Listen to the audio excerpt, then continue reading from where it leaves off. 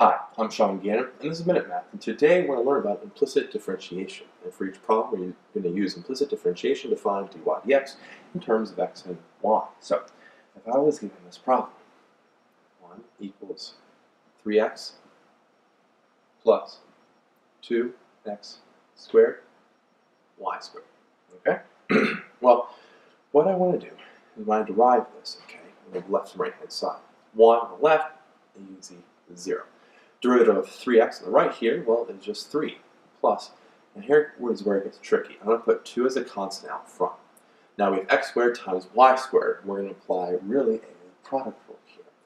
Derivative of x squared is 2x, and we leave the y squared here. Plus now, leave x squared times the derivative of y squared, which is 2y, subtract the exponent by 1, times, now y is being different, dy dx.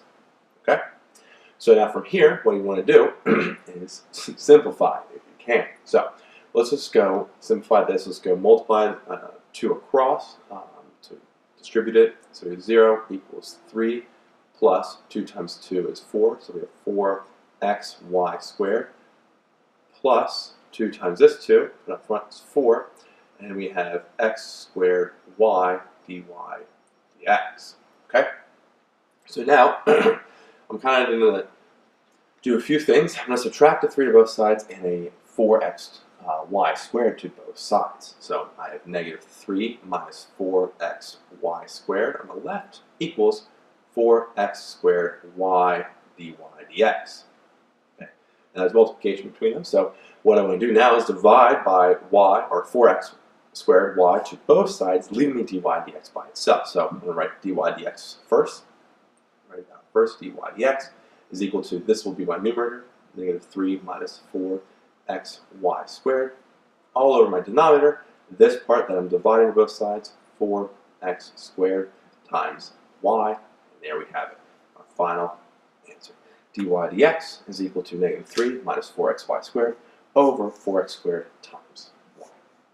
So, let's recap. We're given 1 equals 3x plus 2x squared times y squared.